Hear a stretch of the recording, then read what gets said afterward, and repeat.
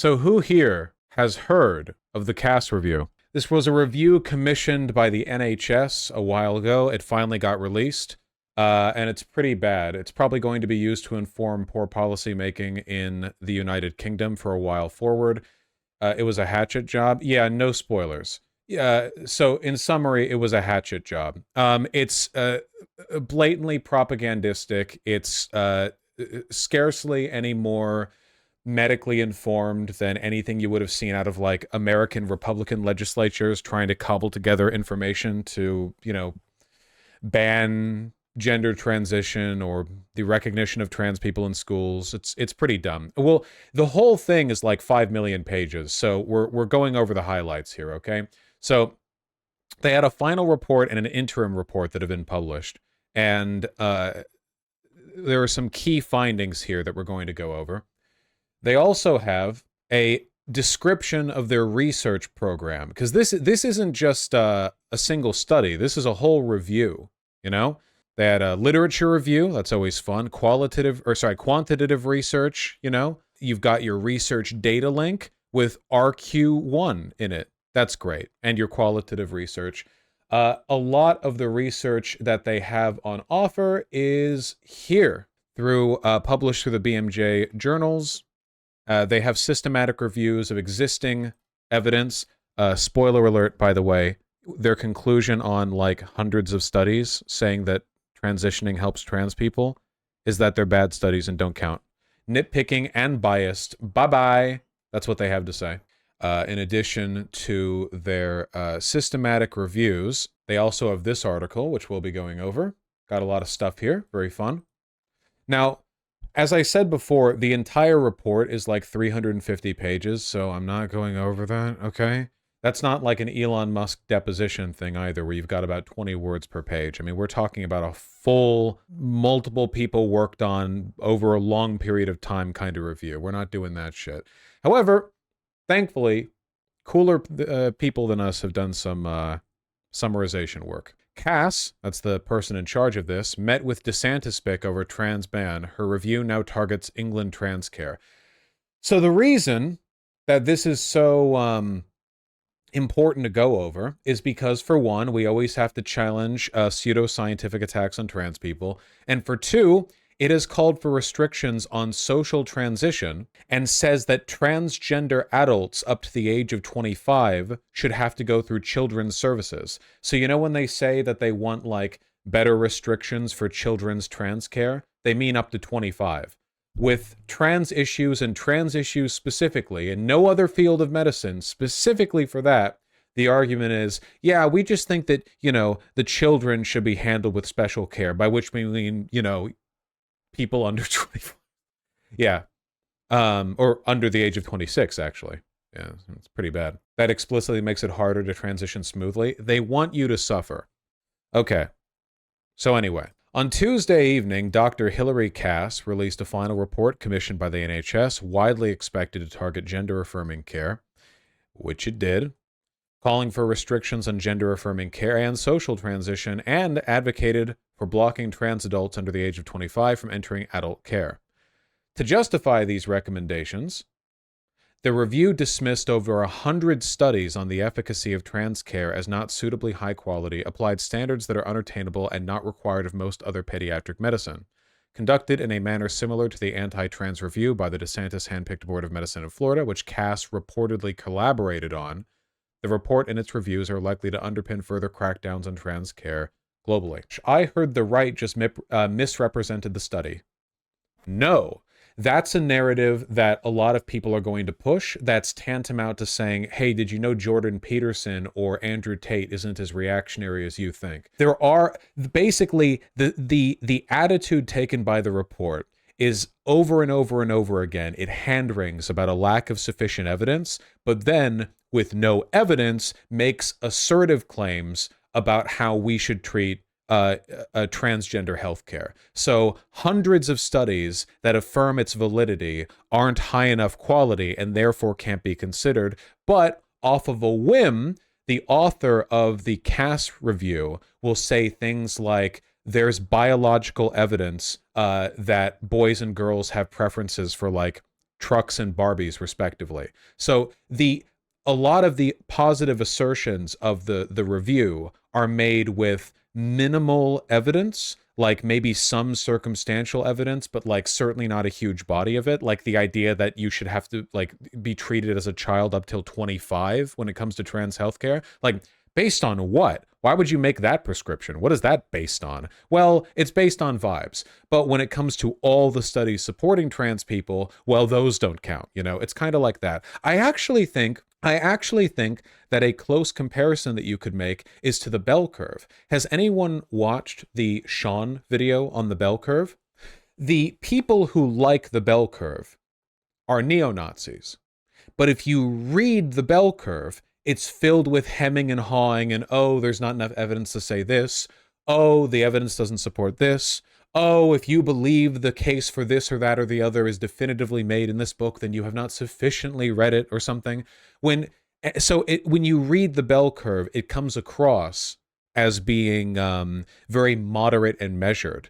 And yet it's defended by rampant Nazis. Why? Well, the reason is because it's very selectively moderate with the hemming and the hawing. You know, does that make sense? Does everyone understand the comparison that I'm making here? Like, it is meant to more convincingly mimic good standard, properly informed medical advocacy, which, by the way, this is being widely denounced by actual medical agencies. I believe the American Psychiatric Association is like immediately. Oh, no, it says that right here. The 388-page report featured 32 recommendations on how trans care should be conducted within the NHS in England. It incorrectly claims there is no good evidence supporting trans care and calls for restrictions on trans care for individuals under the age of 18, although it does not advocate for an outright ban. The report endorses the idea that being trans might be caused by anxiety, depression, OCD issues, despite the American Psychological Association, the largest psychological association in the world, rebutting this as lacking evidence. See, this is what I mean.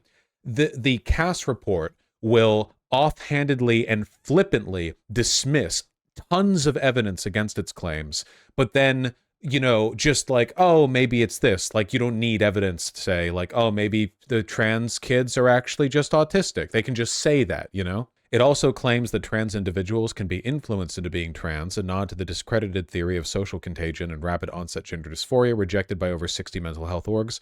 Lastly, it seemingly endorses restrictions on trans care under the age of 25, stating that they should not be allowed to progress into adult care clinics.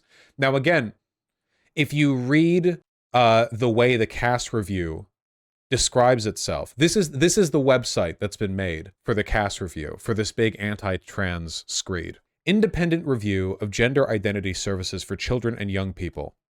Quote, "It is absolutely right that children and young people who may be dealing with a complex range of issues around their gender identity get the best possible support and expertise throughout their care." That sounds pretty neutral, doesn't it? Almost like it's the kind of language that you would adopt if you were a radical partisan who had a political agenda to push but didn't want people to accuse you of that. So, it is absolutely right that children and young people who may be dealing with a range of complex issues around their gender identity get the best possible support for what? And expertise for what? Throughout their care. See, it sounds neutral, but it's been carefully crafted to avoid making any affirmative statements about the identities of these young people or protecting them from transphobia or giving them options medically and socially to transition. It's neutral for a reason. The whole goddamn report seems to be like that, as far as I can tell, or the review, I should say. And this is all made to be very politically accessible. The Cass review was commissioned by the NHS, but it's obviously a work of political doctrine. So it's here's a YouTube embed, it's like a friendly little. My name's Hilary Cass. I'm a paediatrician specialising initially in children with disability. I spent a large part of my career in policy. I was involved in medical education and also I was president of the Royal College of Paediatrics and Child Health. Initially, NHS England asked me to do a very focused piece of work last year to just look at the published evidence on the hormones that are used for children and young people with gender dysphoria. But it rapidly became apparent that there were much To be clear, this video is old. She accepted the appointment for the cast review in 2020. broader problems in the whole care of children, from when they first question their gender right through to those who need medical treatment. From the moment I started just looking at the very simple task of looking at the published evidence, I've just become increasingly worried about the numbers of young people in distress on a waiting list, not getting the appropriate services. Pay very close attention to her language. It's carefully crafted to seem as though it's nonpartisan and moderate and humane and sort of doctorly, but you'll note that in any if we were talking about any other medical issue like a heart condition or diabetes, the language of the doctor would be pretty unambiguous in what exactly they were trying to treat.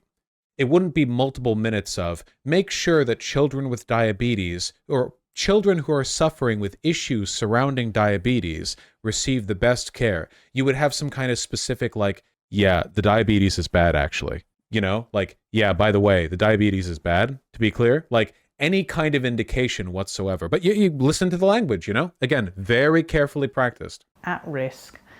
And that's not okay. It's just not acceptable. First of all, there's going to be a lot of listening to everybody who has... Oh, by the way, in case you are wondering, this is just from today, by the way. Just from today. The woman who we're looking at right now warned Kemi Badenoch, the Women and Equalities Minister, about the risks of a ban on conversion therapy, considered by most reasonable medical professionals to be a form of torture.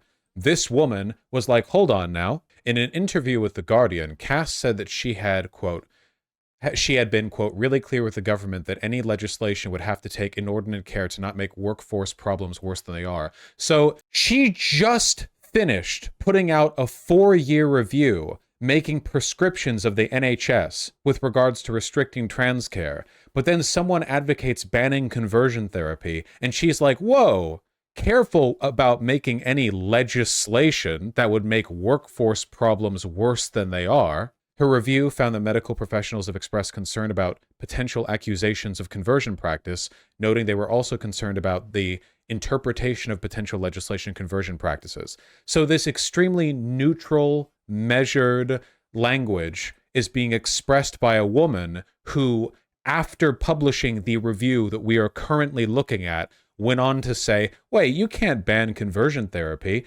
There are doctors who want to practice that. Let's not go crazy now, you know?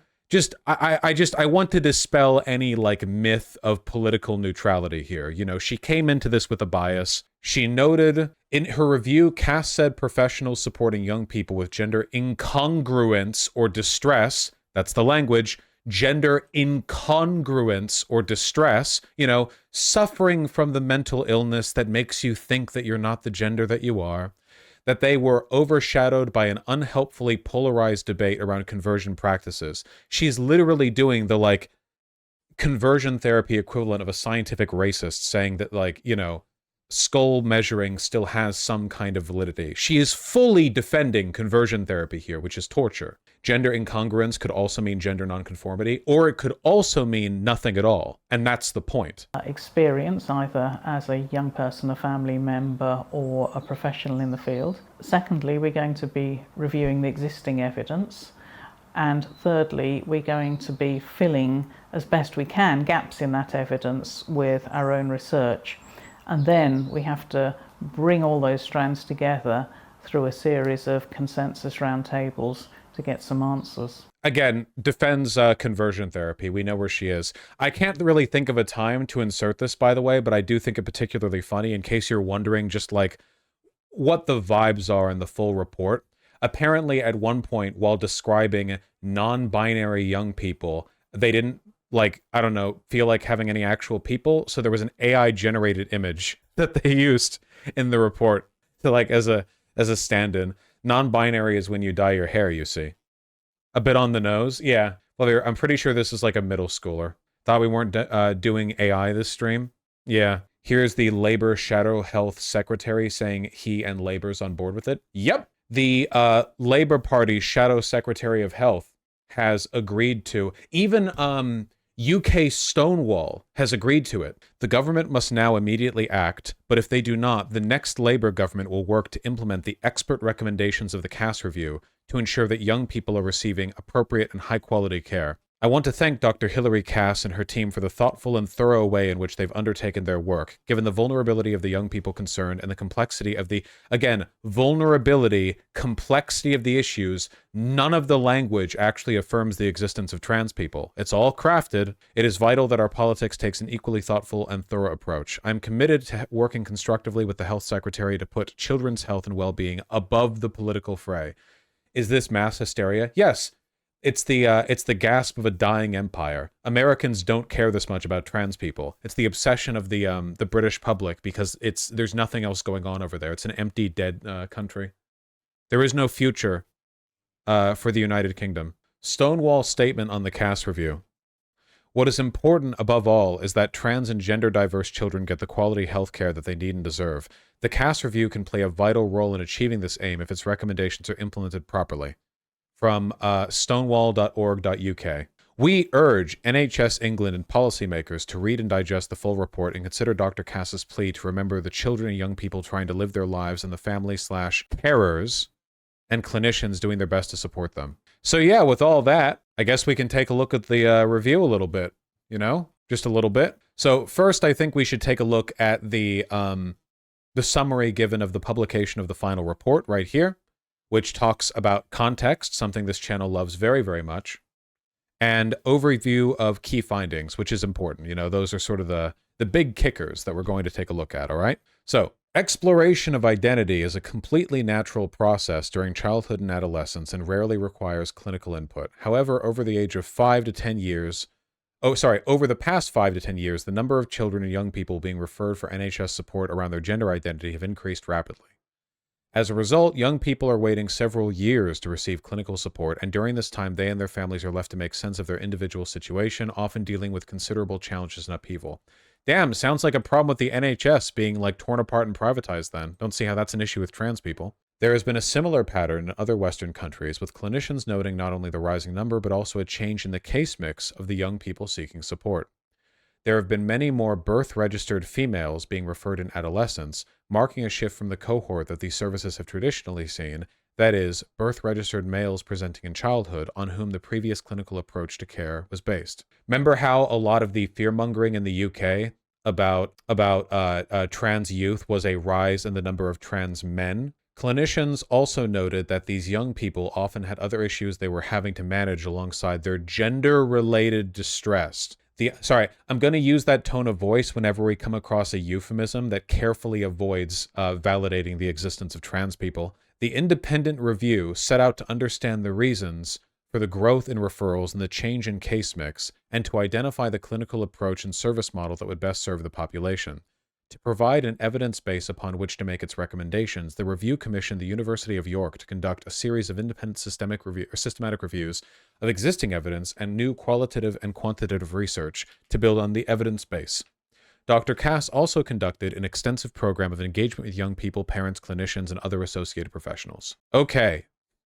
Overview of key findings. There is no simple explanation for the increase in the numbers of predominantly young people and young adults who have a trans or gender-diverse identity, but there is broad agreement that it is the result of a complex interplay between biological, psychological, and social factors. This balance of factors will be different in every individual. This is a non-statement. We don't know why this thing happens. It must be because of reasons. There are conflicting views about the clinical approach, with expectations of care at times being far from usual clinical practice. This has made some clinicians fearful of working with gender-questioning young people, despite their presentation being similar to many children and young people presented to other NHS services. What does that mean? Some clinicians fearful of working with gender-questioning young people. Are they not in a gender clinic? Would that not be what they're there for? Too vague to say anything about. An appraisal of international guidelines for care and treatment of children and young people with gender incongruence found that no single guideline could be applied to its entirety in the NHS in England, a non-statement. While a considerable amount of research has been published in the field, Systematic evidence reviews demonstrated that poor quality of the published studies, meaning there is not a reliable evidence base upon which to make clinical decisions, or for children and their families to make informed choices. So this is just a lie. Again, this is one of those things where conservatives will be like, well, you haven't found me a study with 40,000 participants that's double blind and has the blah, blah, blah. Like, there are so many medical practices that are based on evidence and patient reports less substantive than what we have currently for transgender people. As always, we've done this a million times before. We know for a fact that desistance rates and regret rates are incredibly low. As for UK specific studies, I wouldn't know to that in particular, but like the argument, we'll see what they do with the methodology here. Aaron in the Morn also continues to talk about this as well. In just a sec. Also links the, here we go. Numerous studies have demonstrated gender-affirming care significantly reduces suicidality. A review compiled by Cornell University. Yeah, the what we know. Remember this? Below are the 51 studies that found gender transition improves the well-being of trans people. Click here to jump to 4 studies that found mixed or null findings. Meta-analysis, 51 studies that improve, 4 that have null or mixed findings. The evidence on this is overwhelming. Like, we conduct plenty of medical practices on shadier and less consistent methodological review than this. It's not really up for debate, frankly. The one Tim Pool dismissed because it was a meta-analysis. Yeah, I remember this one in debate with Lance, right? Where Tim was like, this is a meta-analysis. What even is that? Show me real evidence. Because he doesn't know what a meta-analysis is. That was crazy. Well, that's what we're dealing with. The strengths and weaknesses of the evidence base on the care of children and young people are often misrepresented and overstated, both in scientific publications and social debate. A non-statement, everything gets overstated everywhere. The controversy surrounding the use of medical treatments has taken focus away from what the individualized care and treatment is intended to achieve for individuals seeking support from NHS gender services. Non-statement.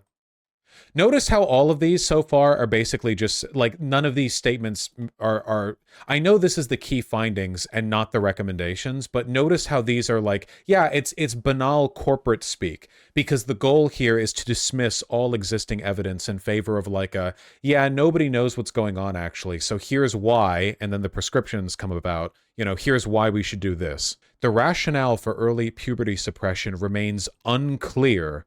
What?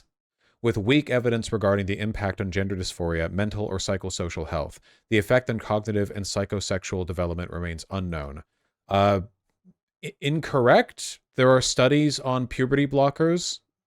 I don't... What does that mean? The rationale remains unclear. So you don't go through the wrong puberty. Listen to this. The use of masculinizing/feminizing hormones in those under the age of 18 also presents many unknowns. Who knows? After we dismiss all of the existing studies, who knows, despite their long-standing use in the adult transgender population. The lack of long-term follow-up data. See, this is what I mean. First, you have reports that are longitudinal along 2 years, and it's like, oh, people are happy. Oh, well then why aren't there studies along 5 years? Because it hasn't been 5 years yet since this started happening. And then you have 5-year follow-up studies, and they're happy. It's like, well, what about 10-year follow-up studies? Okay. They're happy 10 years. Okay, what about 20 years? That's unironically how they handle things, There are 10-year ones already, aren't there? For starting under 18, I'm not sure. For starting under 18, I think we'd be limited to like 5 years by now. I'm not really sure. Like, how exactly are you ever going to be able to perform any kind of medical procedure if your standard for it is you shouldn't be able to do it at all until examples of it having already been done are at least 20 years old? How does that work? Like, how would anyone ever do any surgery, any procedure, anything, if it's like, no, sorry, you can't do that until it's already been done and we know how it works 20 years from now? What? How would you do any medicine? Yeah, exactly. It's like being asked for 20 years work experience for a starting job. Exactly. How do you do that? Yeah, and it's what they said about the COVID vaccine as well. How can you force the COVID vaccine on people when you don't know what its long-term effects are going to be? Well, we have a pretty good idea of how mRNA vaccines work long-term, but how are we going to know what the long-term effects are going to be if people haven't taken it? That's not a standard you can hold vaccines to. Certainly not for, like, dealing with an ongoing pandemic. Clinicians are unable to determine with any certainty which children and young people will go on to have an enduring trans identity. How? How would you... The desistance rate, the regret rate is like 2%. For most young people, a medical pathway will not be the best way to manage their gender-related distress.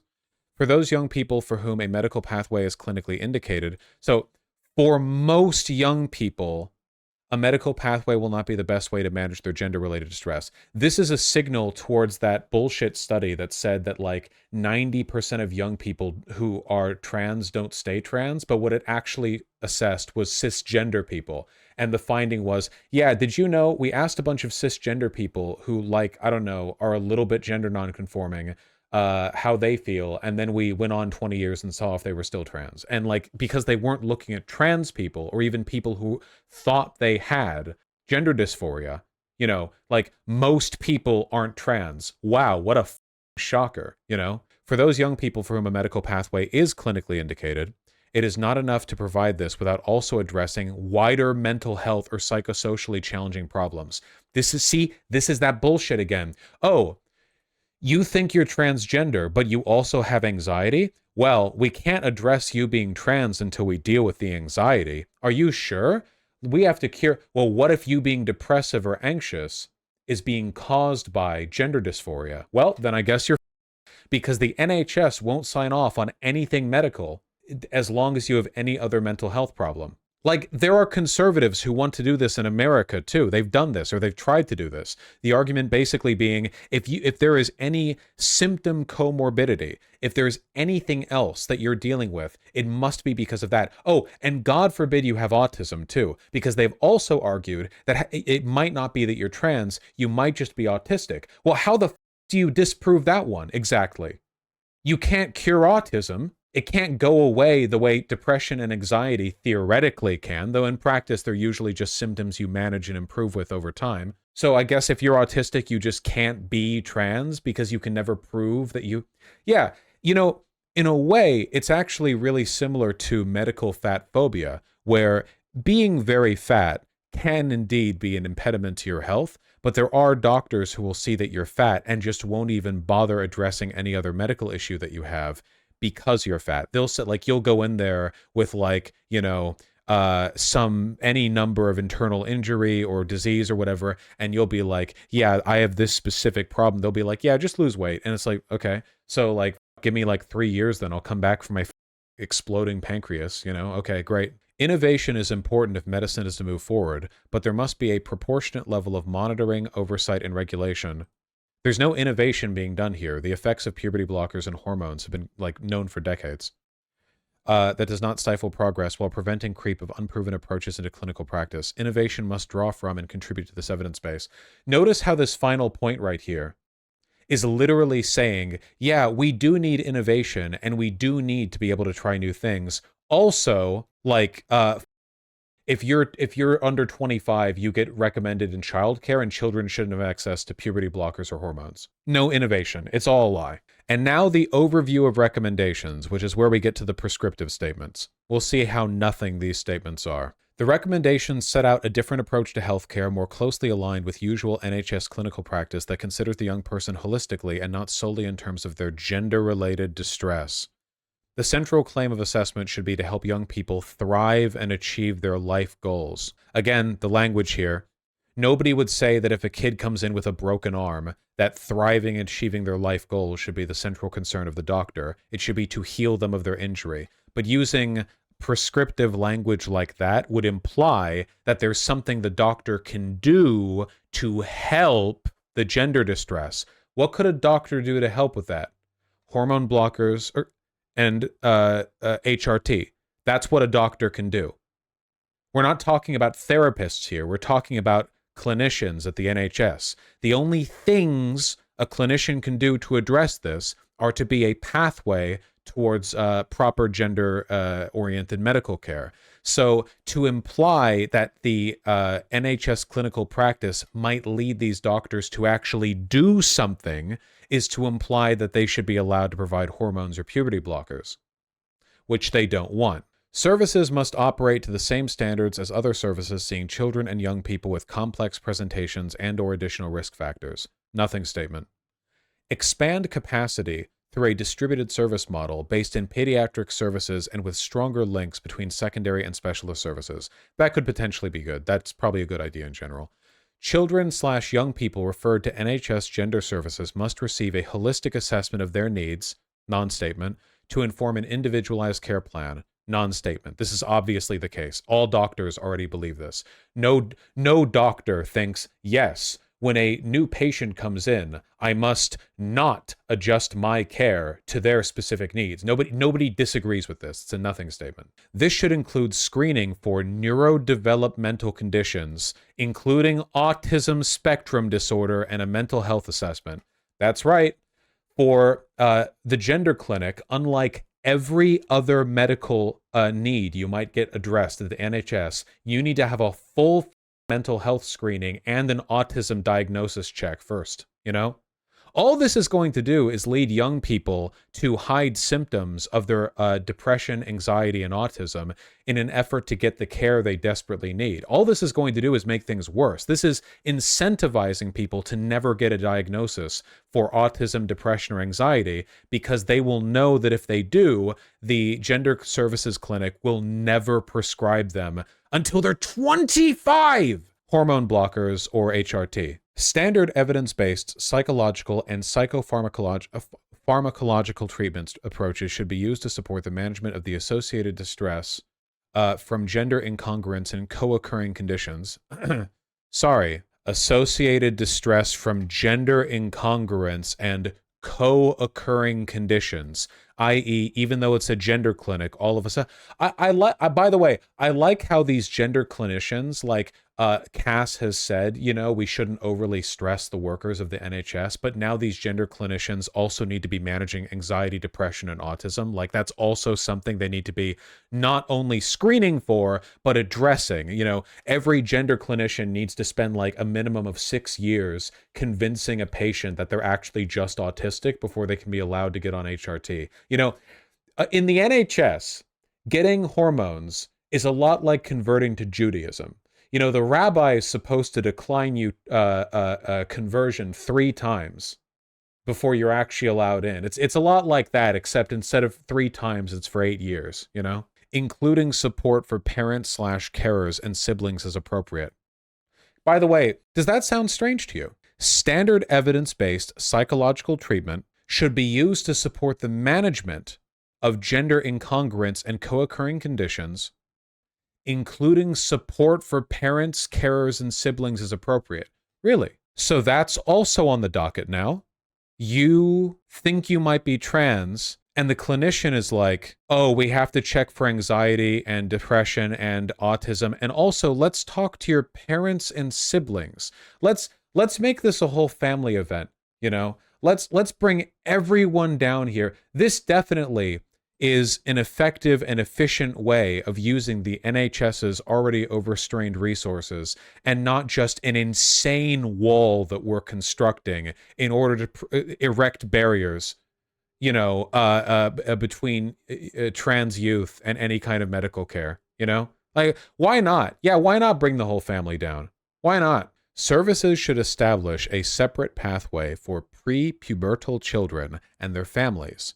Okay, in a vacuum, that's not a bad idea. Though I don't really know where that line is because I hit puberty at 9. So ensuring that they are... Oh, didn't capitalize this. Didn't capitalize ensuring. Dog shit. Chimpanzees wrote this. Ensuring that they are prioritized for early discussion about how parents can best support their child in a balanced and non-judgmental way.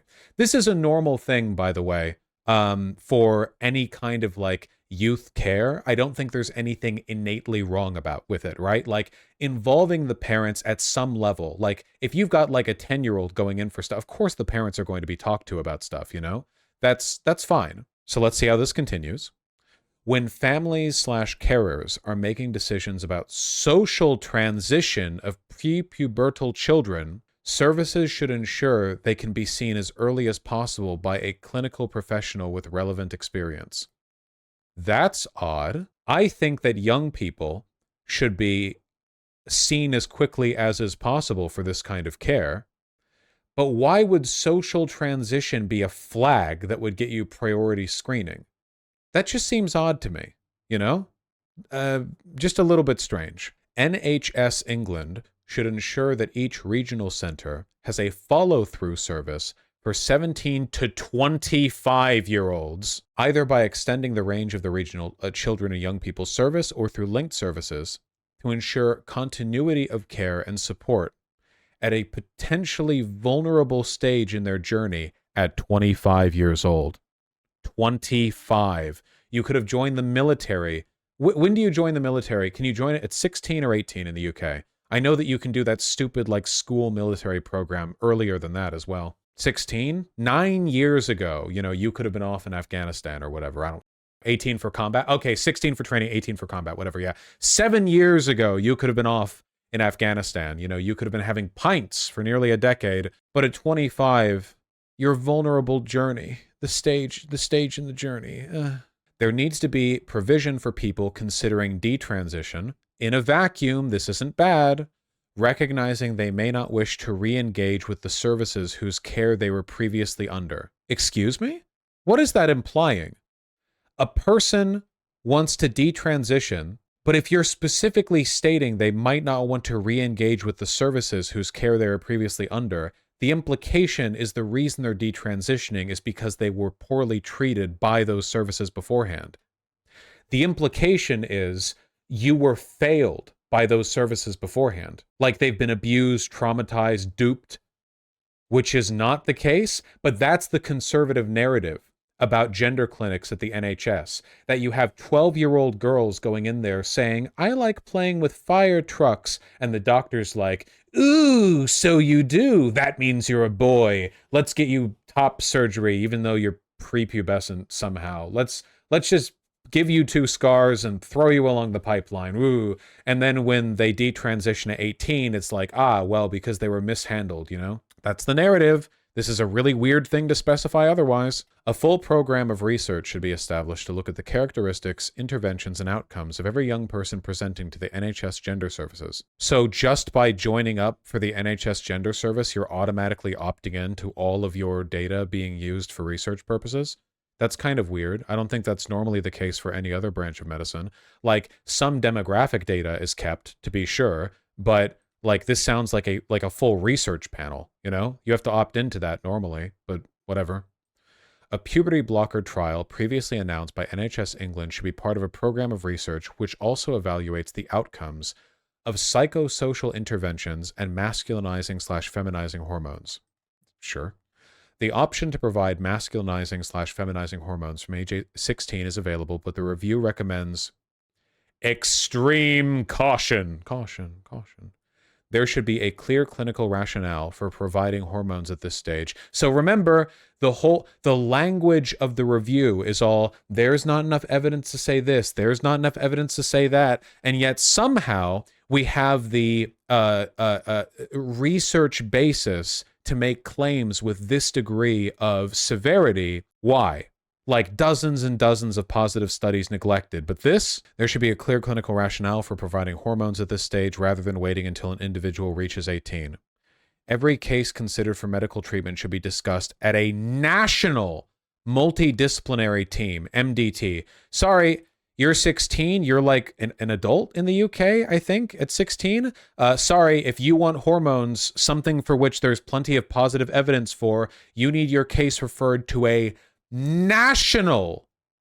Oh, by the way, just to parse the technical speak a little bit, multidisciplinary means that it's not just going to be gender clinicians on the team. It means it's probably going to be a panel from people of a bunch of different disciplines, and I bet you that one of those disciplines is going to be Tory politician or somebody appointed by them, okay? We're talking about an NHS managed multidisciplinary team set up specifically to assess hormone recommendations 16 to 18. I guarantee you this is not going to be like 5 gender clinicians, okay? I wasn't born yesterday. Oh, fantastic. LGB Alliance, the hate group that is majority by straight people, followed by Hillary Cass. Yeah. I love my nonpartisan, extremely moderate, a meta-analysis being conducted by people who follow anti-trans hate groups on Twitter. That's very normal, you know. Isn't Chloe Cole also one of the researchers here? Or am I thinking of that's from somewhere else? I think I'm thinking of Chloe Cole from somewhere else. Implications of private healthcare on any future requests to the NHS for treatment, monitoring, and or involvement in research, and the dispensing responsibilities of pharmacists of private prescriptions needs to be clearly communicated, i.e., we don't want private healthcare systems to be able to provide care for trans youth. We want the state to be able to oversee all of it. Normally, by the way, I'm in favor of the state overseeing private medical practice for obvious reasons, but it's pretty clear why they're doing it for this one. So those are the recommendations and key findings. Nice. That's pretty cool. We already looked over this page, which includes the types of research that they engaged in.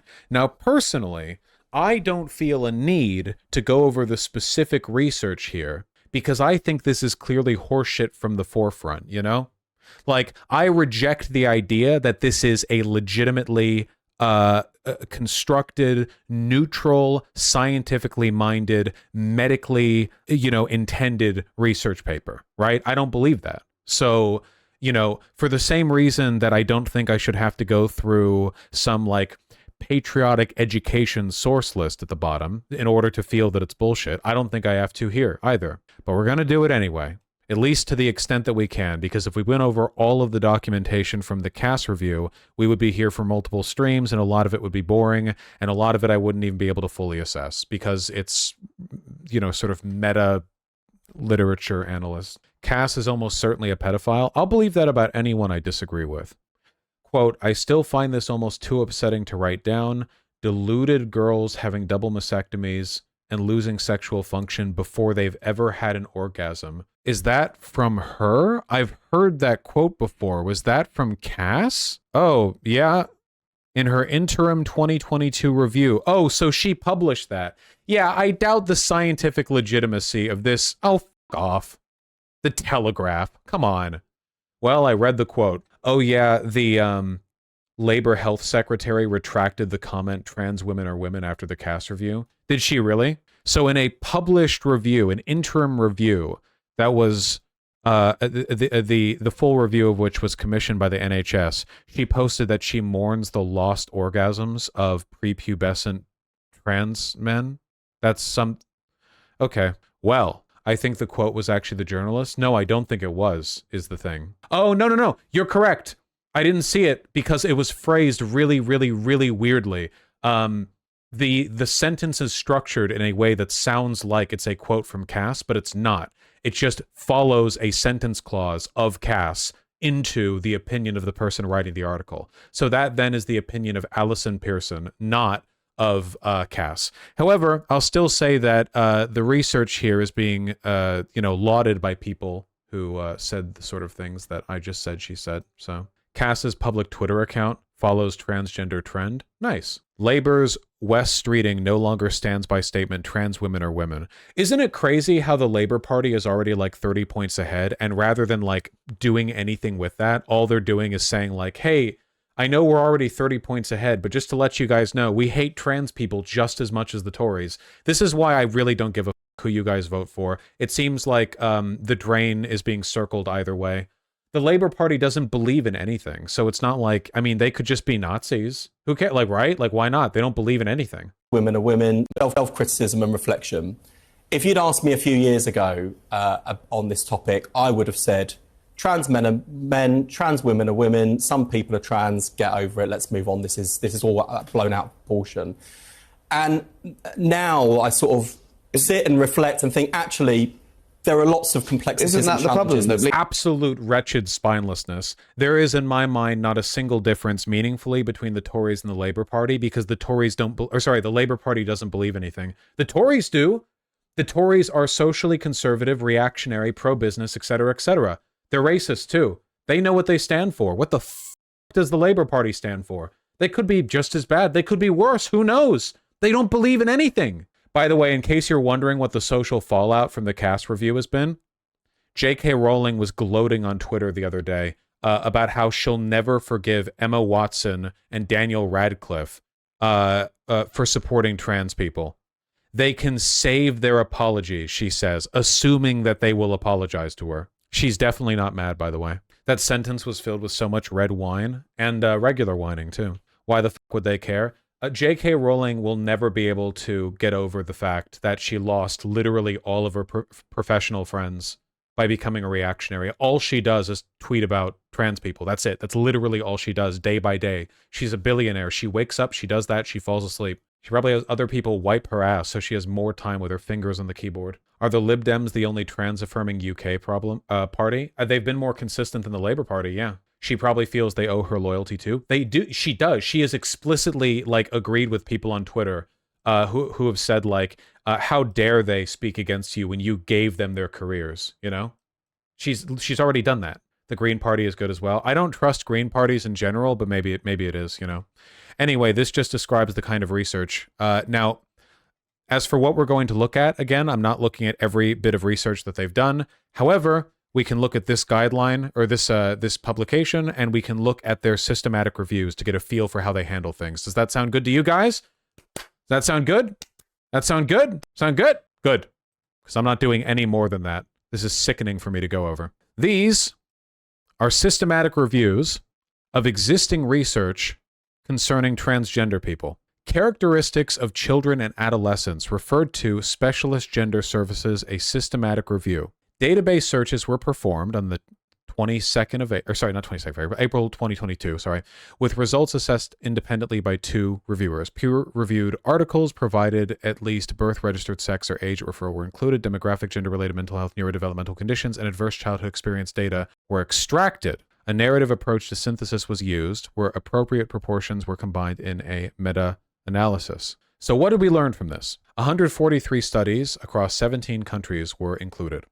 There was a 2-fold to 3-fold increase in the number of referrals and a steady increase in birth-registered females being referred. Remember, in the UK specifically, a ton of the fear-mongering is the idea that, our beautiful baby girls are being lied to by gender clinicians and by the internet, and they're being forced into being boys, you know? That's a big obsession over there. There is inconsistent collection and reporting of key data across many of the studies.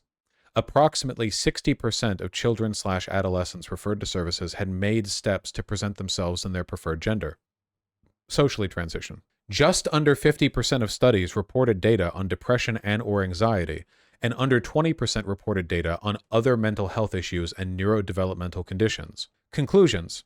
Services need to capture, assess, and respond to the potentially co-occurring complexities of children/adolescents being referred to specialist gender and endocrine services. So what was the purpose of this? The purpose of this was to say, hey, trans children actually have autism or are depressive or anxious, or at least most of them are. More gender services should look for those sorts of things as a way of delegitimizing their actual gender identity. See, the goal here is, because think about it, right? If you're talking about a 10 or 11 or 12 or 13 or 14 or 15 or 16-year-old who's trans, do you think that kid is doing well mentally? Well, maybe, but there's probably at least some anxiety going on. I had anxiety when I was 14 years old and I was cis, you know? We're talking about teenagers here. Depression, anxiety, find me a teenager that's not struggling with these on some level. Was? Yeah, was and am, and I'm saying was. Okay? The point is that basically everyone who is trans at that age, and then factor in the social discrimination or an unsupportive household, is going to have some kind of other issue with anxiety or depression. And the goal of the CAS review is to have gender clinicians look at it from that perspective as a way of delegitimizing the validity of their gender identity. You might notice we didn't see anything in that key findings section that described what a gender clinician could do to determine whether or not a youth was authentically transgender, even if they do have anxiety, depression, or autism. Isn't that interesting? All that effort they put into insisting a multidisciplinary, comorbidity-focused approach towards this, no effort at all into explaining how you determine whether or not a child actually is trans if they are anxious or depressive. Weird. almost like they weren't planning on giving that care anyway. Now for another meta-analysis, or systemic review, I should say. Impact of social transition in relation to gender for children and adolescents. The method. Another systemic review in April 2022. Studies reporting any outcome of social transition, full or partial, for children and adolescents experiencing gender dysphoria/incongruence were included. Results. 11 studies were included, and most were of low quality. Okay. The majority were from the US, featuring community samples and cross-sectional analysis. Different comparator groups were used, and outcomes related to mental health and gender identity reported. Overall studies consistently reported no difference in mental health outcomes for children who socially transitioned across all comparators. I would be very surprised if that was the case. This is such like a niche and specific thing to focus on. The outcomes of social transition for under 18s, you know, like that's a pretty narrow market here. But I mean, we can Google Scholar, social transition effects children. Okay, I'm just pulling one right off the top here. Gender identity 5 years after social transition, published in 2022. Backgrounds and concerns. Concerns about early childhood social transitions among trans youth include that these youth may later change their gender identification, a process which could be distressing. Okay? Methodology. Examine the rate of retransition, current gender identities of 317 initially transgender youth, participating in a longitudinal study, the Trans Youth Project.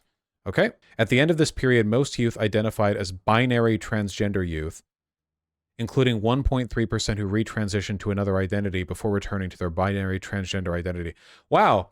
Even when only accounting for social transition, 94% stayed the cause without deviation.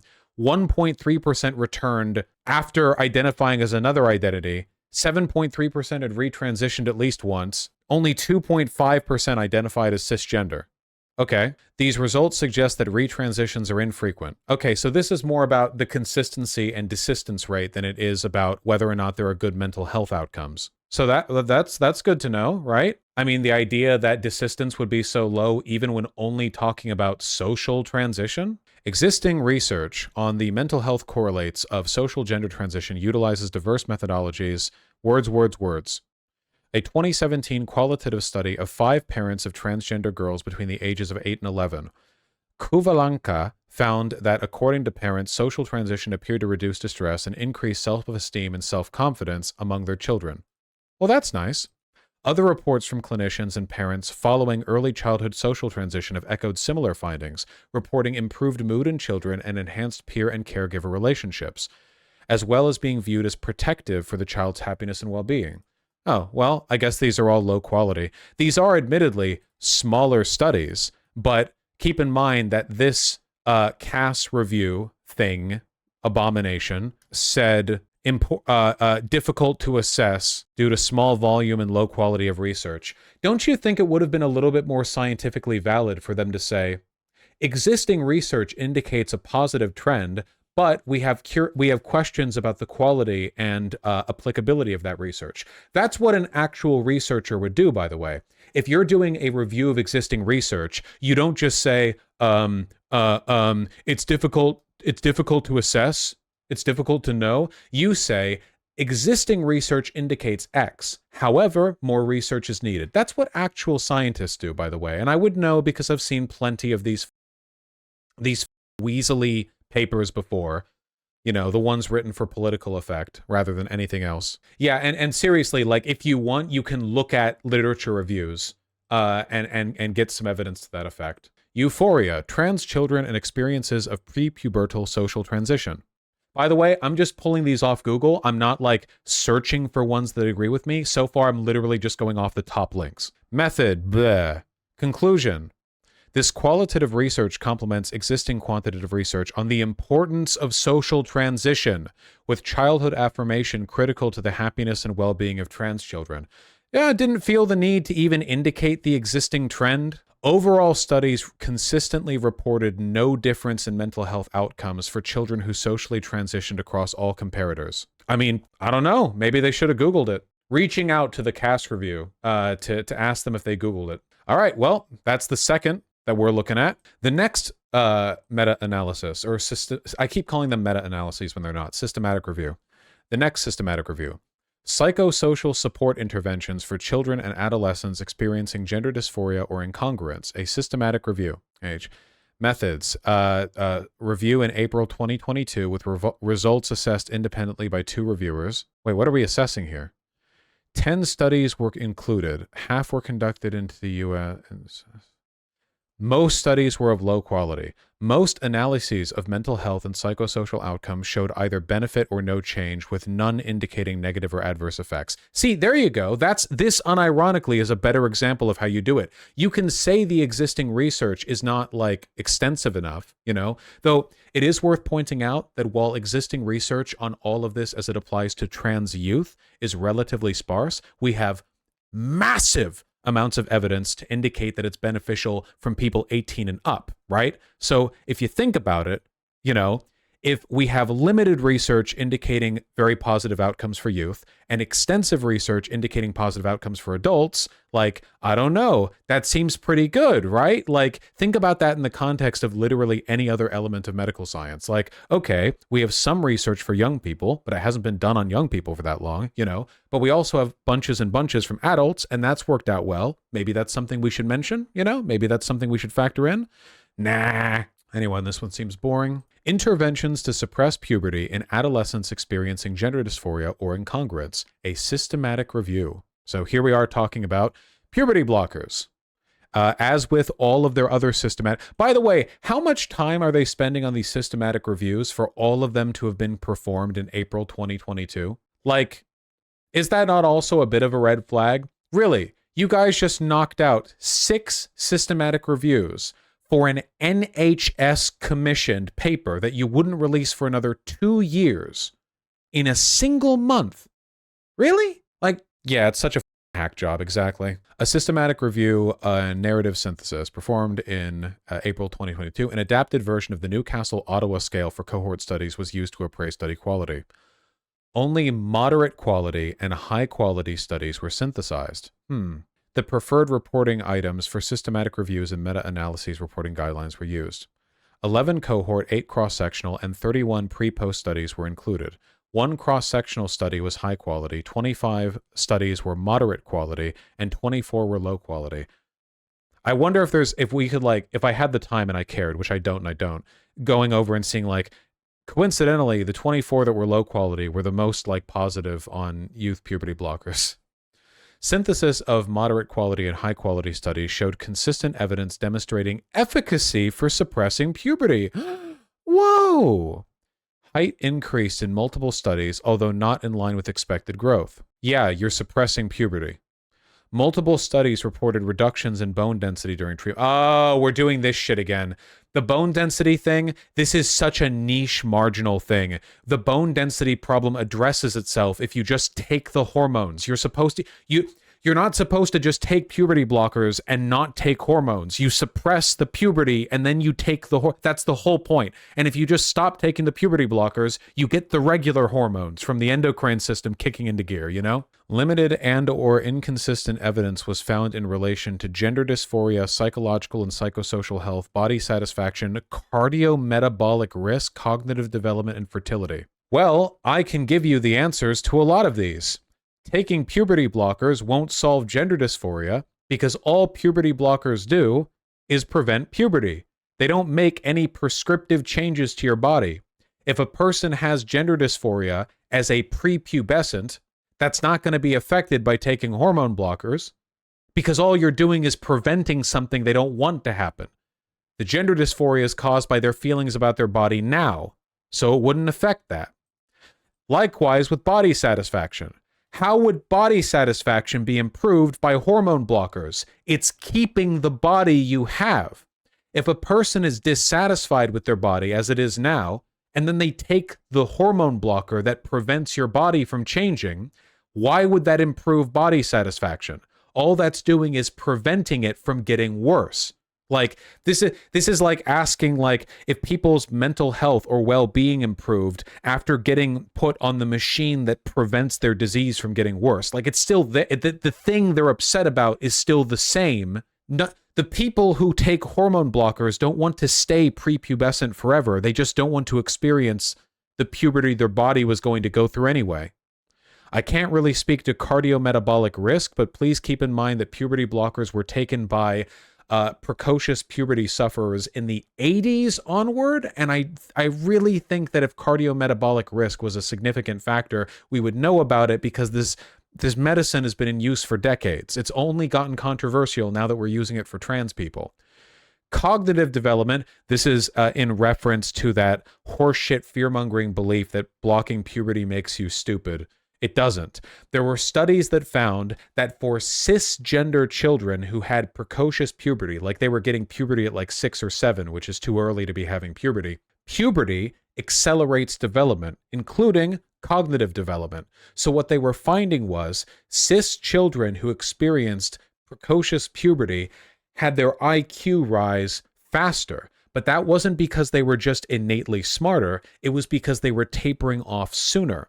Whereas cisgender children who had precocious puberty but went on puberty blockers, their IQ didn't rise as sharply, but there wasn't any evidence that it would then like level off at a lower point. Does that make sense? Here, I'll draw it. This is like a common argument. Here, okay. I'm gonna draw 2 lines.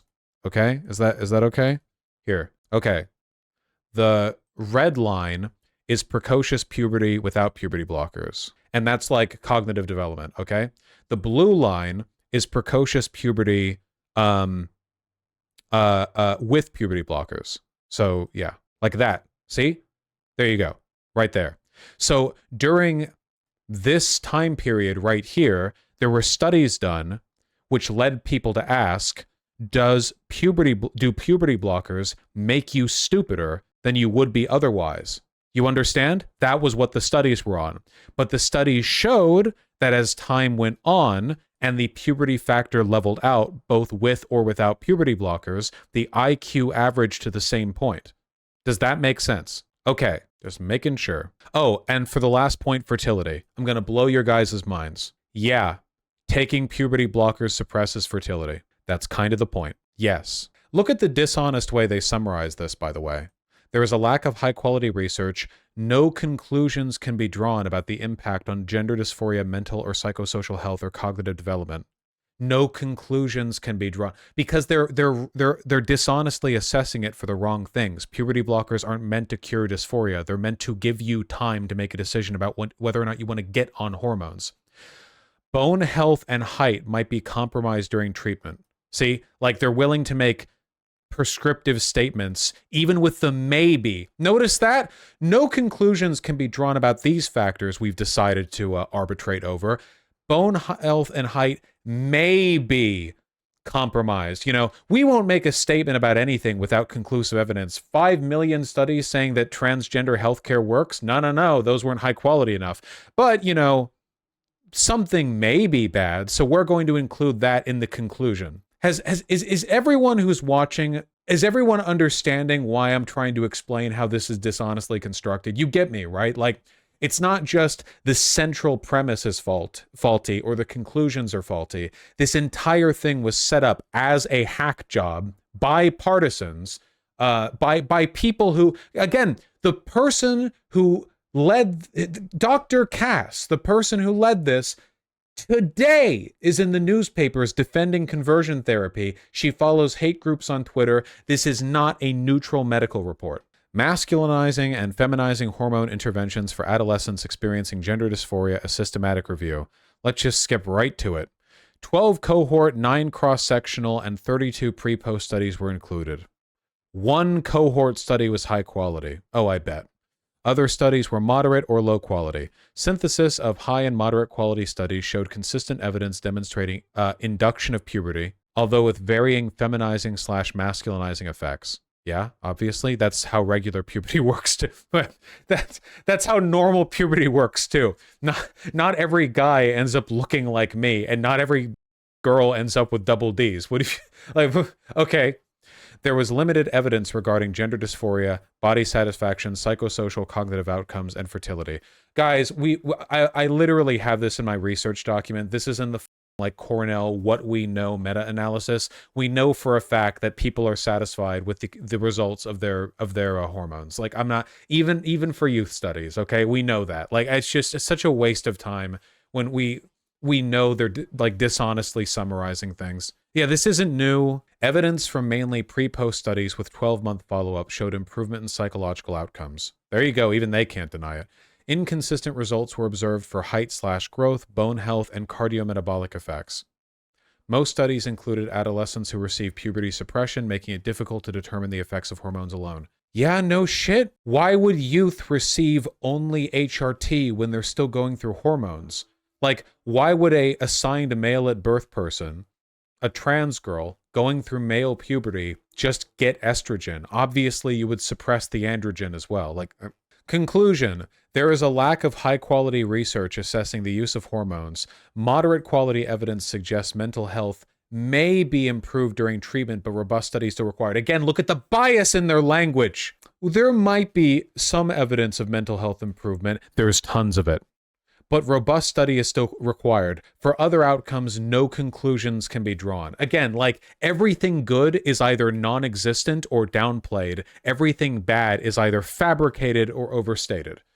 Consistently, every single time. This one is just on care pathways. It's more about like the logistics of the NHS than it is any specific research, so I don't have much to say about it, I think. And then this is a whole write-up on the evidence for puberty blockers and hormone treatment, which they say is inadequate, but we've basically just gone over the research that they offered in order to prove that point, and I am unsatisfied. There are also reviews of international guidelines and international survey, but frankly, I think this has gone on long enough. Yeah, I'm done. I'm done with this. It's a disgusting hack job created by people who hate you and presumably want you dead. Under normal circumstances, I would say that it's just a hack job, but the fact that Dr. Cass is following hate groups on Twitter and is advocating for caution in the ban of torture, conversion therapy, that makes me think that she just wants you dead. Like, that goes beyond just it being a hack job. Highly politically motivated. Yeah, not to mention the whole apparently her working with or meeting up with DeSantis, though I would need to look more into that. New trial exhibits in Doe versus Ladapo. DOH. Hillary Cass met Segam's Patrick Hunter to discuss Florida's anti-trans report. You don't say. What do you think it says that Patrick K. Hunter versus transgender people from Transgender Map? Patrick Kieran Hunter, a signatory on American Academy of Pediatrics Resolution 27, Protect Consensus Care for Trans. Ron DeSantis appointed Hunter to the Florida Board of Medicine, and he's done anti-trans writing since. What do you think it says about Cass, the person who the NHS hired to do this, that she's meeting with fascists appointed to political boards for the specific purpose of writing anti-trans screeds, you know? KFRO 9K, what I'm saying is they're using selective passive language. That's the point that I'm making. This whole thing is meant to be a hack job that mimics the language of a nonpartisan, neutral medical write-up, when in reality it might as well be like a Trump Truth Social tweet. I give it as much respect. It's worthless. None of their lying will ever change the fact that trans people exist in greater numbers than ever before and with greater recognition than ever before, and it is plain to the eyes of any who look to see that trans people are happy when they're given access to the medical care that they want. They ask you to ignore the evidence of your eyes and your ears. You know, if you ask these conservative hacks and freaks what they think about it, they'll tell you this and that. They'll ignore whatever evidence they have to. You go meet with actual trans people, and it's very clear what they want and what they need. They are railing against truth as a concept here, and for that reason, they are eternally on the back foot. They are demons, reeing at the sky. Not greater numbers, greater recognition. No, I think there are more trans people. I reject the idea that being trans is a deviation from being a cis, because I don't think gender should exist. I think that being cisgender is as much a social contagion as being transgender, to the extent that both of them are contextualized by the acknowledgement of something called gender, a social construct. Therefore, it's all a social mandate, you know? I think that there could be more or less gay or straight or trans people, I think that being gay or straight or trans isn't that much different conceptually from being, I don't know, really into trains or whatever else. Like, social factors can influence the extent to which you are or aren't. I reject the moralizing about there being more trans people. And if you argue against that, the implication is that there being more trans people is somehow a bad thing. You know, like, no, no, no, no, no, don't worry. There won't be more trans people. We're just recognizing the ones that exist. I say that. I don't give a half people are trans. Look, the only thing, I only care about this, okay? I only care about two things. One, keep the birth rates up. And I'm really sorry, guys. You know, it's confusing, it's wacky, it's difficult to understand, but trans people can breed too. A lot of them don't because they're poor and they live in areas where rent is $5 trillion a second, you know, but they can, they're capable of it. And by the way, you know, it's kind of like how lesbians and gays can breed too. If they really want a kid, you know, it's not that difficult to find. Life finds a way is what I'm saying, okay? I think it'll be fine. No evidence found as of yet that the social normalization of gay people has contributed to a lower birth rate. So same for trans people, presumably. And secondly, and this is where trans people do, as a matter of fact, draw my ire, I want to occasionally, just sometimes at least, win when I'm playing an online fighting game. And the more trans people there are, the less likely that becomes. Now, I will admit that does vex me. We need to maintain some kind of sizable cisgender population just to, because I'm good for assists, you know, but skill issue? Yes, it literally is. Thank you. Vosh, the implication of your view is that conversion therapy could then work. The fact that it doesn't work shows there's material truth to being trans or LGB. Not entirely.